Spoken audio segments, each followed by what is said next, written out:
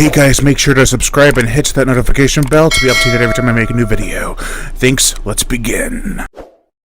On this Thanksgiving, you are what they eat.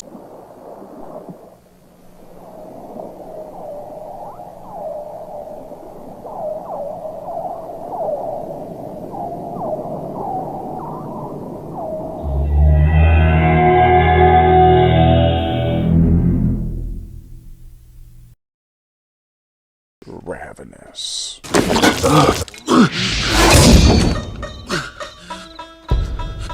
This is the 1999 supernatural, cannibalistic horror thriller with a hefty dose of dark comedy. The plot: he was a captain during the Mexican-American War. He was either a coward or a strategist, depending on how you looked at his past predicament. And he is now the sole survivor that went out to track down one Colonel Ives, who had turned cannibalistic and killed all but two of his traveling party. One escaped and made it to a camp where he told the group a most ghastly story. Now the captain and a group of outcasts are ripe for the picking, but is it by F.W. Calhoun or something more?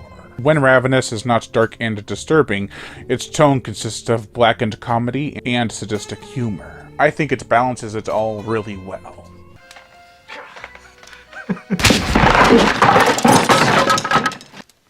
It appears a number of us could use some rest. The late director, Antonia Bird, really brings the cold and damp setting to life with bloody violence and gory wounds. It's an earthly color scheme that's palette has splashes of red every time someone is disposed of. It's a beautiful movie to look at for sure. The mountainous regions of Czechoslovakia, Central Europe, are breathtaking, but don't take you out of the movie to bask in its beauty. Instead, they act as both visual appeasement and set pieces. Also, the tone of the movie is done in a way that makes you feel uneasy, but allows for a chuckle here and there at how dark and depraved each scenario is. For the characters, we have Boyd, played by Guy Pearce, who also was in Don't Be Afraid of the Dark from 2010, the remake. He is not fit to be a leader. He is fearful and appalled by the sight of blood. But he has to rise to the occasion unwillingly several times. And sometimes he kinda does, sometimes he kinda doesn't. You see, when he was in the Mexican-American War, he played dead and got captured and then took over the enemy fort. It's cowardice, but strategically it worked, even if he wasn't really planning on it. I guess sitting under 20 of your guys being bathed in their blood would change your mind. Colonel Ives, or is it F.W. Calhoun? It's unclear. Is played by Robert Carlyle, the father from 28 Weeks Later, is the standout of the movie. He plays a well-spoken, soft-talking, terrified man at first. Then he gets kind of crazy, naturally. He gets really wacky, and then he goes back to a civilized man. He balances these three different kind of emotions and characteristics very well, and they move fluently throughout his scenes. Very underrated actor. He's the one who escaped from the cave, where he and his party ate each other to survive. Not just each other, the horses, and his very own dog, too. He also has the speech during his first scene, the music that plays, and everything around it in that scene is so riveting and unnerving. Colonel Ives? I don't think I know him. Well, the better for you. A detestable man. Colonel Hart, played by Jeffrey Jones, from Sleepy Hollow, 1999. He is a likable guy at first. You really think he's going to be like a main character throughout the whole movie. He's a leader to all these outcasts, these people not fit for society anymore because of their time in the war or in the army or whatever. He's first in command. He honors his title and decides in one swift notion that it is their duty to find this cave that they hid in and stop Colonel Ives from consuming the last person there with him. Or maybe he was just bored and wanted to do something. In any case, if only he hadn't been in such a great haste to believe the story, there would have been less consequences. He also has 2 character arcs. I won't spoil, it's really like rotten meat, pun intended. I'll just say that he goes from kinda timid to alleviated to regretful.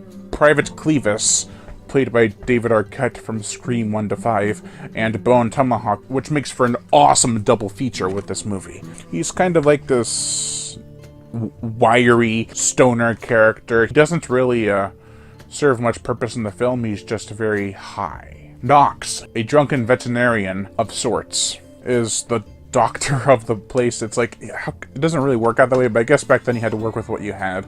He can sew things up and stuff, but other than that, he's just drunk most of the time. I would be too. If I was in a camp working with a bunch of outcasts who only needed me for minor injuries here and there and not getting really paid for it. I don't think he got paid for it. It doesn't really make it clear. Private Toffler, played by Jeremy Davies from The Black Phone, a new up-and-coming movie from the director of Sinister. He is really a weak coward. He is afraid a lot of the time. He screams for help a lot, and has one of the best lines in the movie. He was licking. No. He was licking me! Private Reich, okay, who is the blue-eyed, crazed soldier, played by Neil McDonough from Resident Evil: Welcome to Raccoon City. I mean, he's obviously out of his mind. But at the same time, they need him. He's a great hunter. Martha, played by Sheila Tozy, is kind of important. She's with Private Clevis. There's not much to her character. Her brother, George, played by Joseph Running Fox, he explains the legend of the Wendigo. I don't know if it's Wendigo and Wendigo is the same thing, but you would expect, oh, there's going to be a deer monster in this movie. Awesome. General Slauson, who's played by the late John Spencer, and Leonidas, the general's consultant, played by Bill Brochtrup. They're both characters that are needed, but not really important. But they round out the rest of the cast. This film did not do well at the time of its release at all, obtaining a little over $2 million on a $12 million budget. However, home video was where most people discovered it, and it has become an underrated, underappreciated cult classic. Rightfully so. The first time I watched this movie, I couldn't hear anything, really. I was in my bed with the TV on a lowish volume with my sleep apnea mask on. It was kind of hard to tell, but I got the gist. But I wanted to rewatch it for this review, so the second time was perfect. I watched it with Momster, and we had a great time. The movie really absorbed us into its world of debauchery. I grew to really appreciate the film from a technical standpoint, as well as for its vibrant scenery, rich characters, blackened humor, ghastly gore, and its sometimes odd choice of music. Let's feast, shall we? The gore, the effects, we get bloody stabbings, blood coughing. Isn't this civilized? Blood just spills from characters like juice. There are dry skeletal husks that are just nasty to look at, innards exposed, a gushy slit throat, grubby feastings, and a battle between two men that is visceral and voracious. The blood itself is mostly pretty light colored. There are instances where darker blood is used on top of the light blood. Like there's one scene where a character is stabbed and he's coughing up all this brightish blood, but then it gets very dark, as if it's coming up from somewhere deeper inside him. It's touches like that add a sense of realism, if not dedication. While it's not the goriest cannibal movie, there's enough here to satisfy any grubby gorehound. The motion picture soundtrack. Michael Nyman and Damon Albarn both composed an unusual score for this movie. It's very hypnotic with tracks like Stranger at the Window, which makes you feel the cold and isolation that these characters are in. However, my favorite track is the complex and disturbing Coughlin's story, which takes you on a journey towards a downward spiral into depravity. Then things get out of hand. I ate sparingly.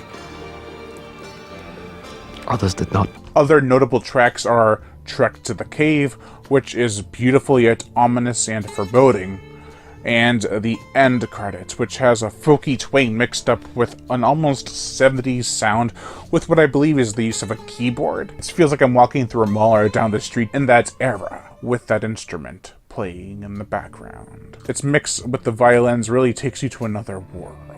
One word I would absolutely use to describe this soundtrack is layered. It builds and builds upon itself with seemingly innocent tunes overtopped by eerie orchestral themes. Overall, I absolutely love this movie. If you enjoy dark comedy that does not overstep the horror, you'll love this movie too. What are you, cooking? Stew. You need any help? No, though, perhaps later you might contribute. It's got a wonderful setting with all the snow and earthly colors, great acting especially from Robert Carlyle, who steals every frame he's printed on. Violence and gore with a nice tint of red, and amazing music that could take the viewer out of the film in certain scenes, but I think works to add to the film's overall quirkiness. Do not skip this film, it's definitely worth your time. You will not be bored, especially with the film's breakneck pace, and sometimes quick yet fitting editing style. I feel I'll grow to love it more and more as time goes on. Thank you all for watching, and Lime Brian Gatto, the Horror Shark. Make sure to like, comment on, as well as share this video. Like my Facebook fan page, hit that notification bell to be notified every time I make a new video, and as always, subscribe!